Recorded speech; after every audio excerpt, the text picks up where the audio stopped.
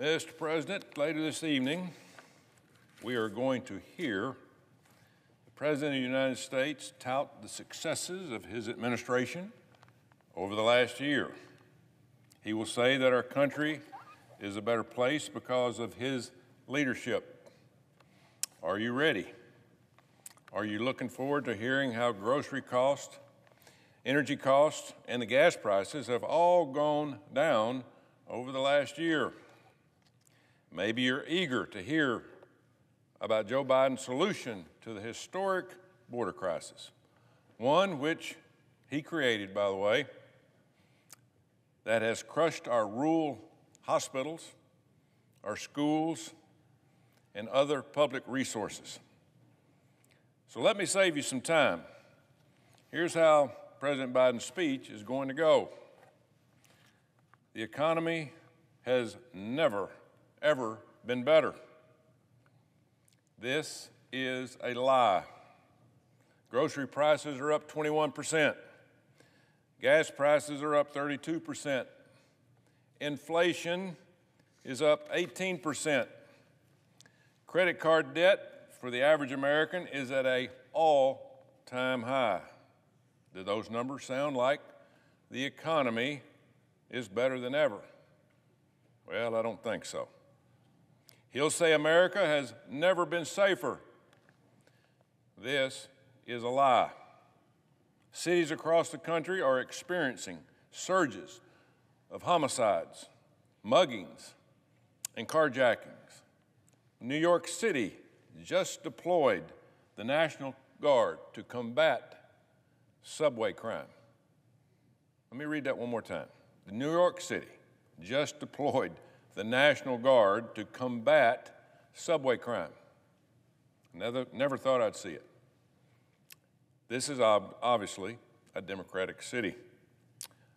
Washington, D.C., right here in our nation's capital, saw last year its deadliest year in almost 2 decades. That doesn't sound like this administration and the Democratic allies have prioritized the safety and security of Americans, which, by the way, is any administration's top responsibility. Joe Biden will turn to Ukraine next and say that by continuing to send billions of dollars to secure their border, we'll protect our country. Billions more dollars. Yet, that is another lie. We have already spent and sent over to Ukraine $120 billion, only to watch their war descend into a years-long stalemate with hundreds of thousands of people killed and no end in sight. We are $34 trillion in debt and borrowing an additional $80,000 per second. You heard me right. We're borrowing $80,000 per second. That's $4.6 million a minute. We are increasing the debt at a rate of $2.5 trillion per year. Our munitions are depleted because the president has continued to give it away to other countries. We're defenseless. We are broke, and we have little to show for it. Our streets should be made of gold. We should have fast trains across the country. Our airport should be immaculate. We have nothing to show for a $34 trillion debt. President Biden will also say the border crisis could have been solved with the Biden-Schumer border deal, and claim that Republicans blocked the bill from moving forward. I was looking forward to this bill, but surprisingly, this is another lie. The Biden-Schumer border deal was a border giveaway. The bill did not stop the administration from paroling thousands of people per day into our country. To me, that was what a border bill was supposed to be about. The bill did not authorize funding to complete the border wall. It's simple. Put up a wall. We just put one outside the Capitol here today. to keep out the mean people from coming to this speech tonight. The bill will not stop funding sanctuary cities where criminal aliens are protected from deportations. The president will claim he's done everything he can do to secure the border. The Republicans have tied his hands. That's what he'll say. To clarify, the President of the United States will claim he cannot secure the nation's border at the end of the night. How embarrassing. What a shameless dereliction of duty. A bold-faced lie. He thinks the Americans are either too stupid to see what's going on here, or he might think they just don't care. But I think they do. He's wrong on both counts. Tuesday's primary race results prove just how wrong he is. When I last spoke on the floor 1 week ago, I said I'd be back the next time an American was killed by an illegal alien. Well, here I am, and it's far too soon.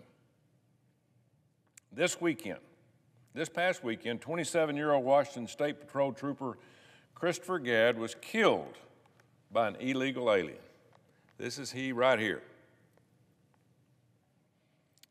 Raul Benitez Santana, a Mexican citizen, drunk and high behind the wheel, crashed his car into Trooper Gadd and killed him. Trooper Gadd was a husband, a father, a brother, and a son. Benitez Santana has been arrested multiple times before since he's been in the United States illegally over the last 10 years. And this man lay dead today because of that. He has been charged several times for driving with suspended license, in addition to possession of marijuana and domestic abuse. He should have been deported long ago, but he wasn't. Now, Trooper Gadd is dead. Does anybody care other than his family? Sadly, Marysville, Washington, where the crash occurred, is a sanctuary jurisdiction. I still haven't figured that out. You know, I've spoken about sanctuary jurisdictions before. They are cities, counties, and states where locally elected officials prohibit policy from cooperating with federal law enforcement officers to get criminal aliens out of our communities and into removal proceedings to be deported. But if you're in one of these sanctuary cities, that doesn't happen. This tragic event is but one in a pattern of occurrences happening across our country in which the lives of U.S. citizens are put at risk because Joe Biden's refusal, absolute refusal to secure the border.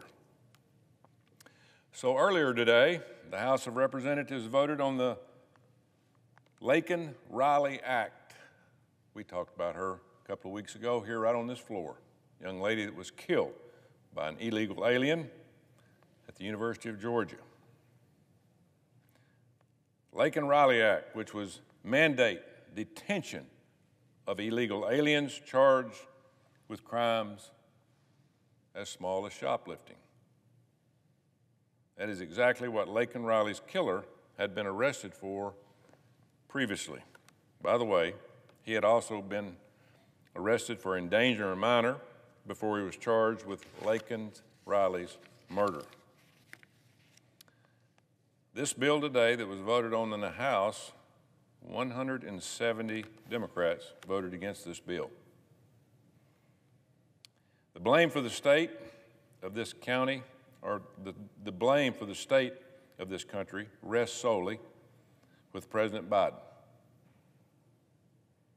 He's the boss, he's the leader, period.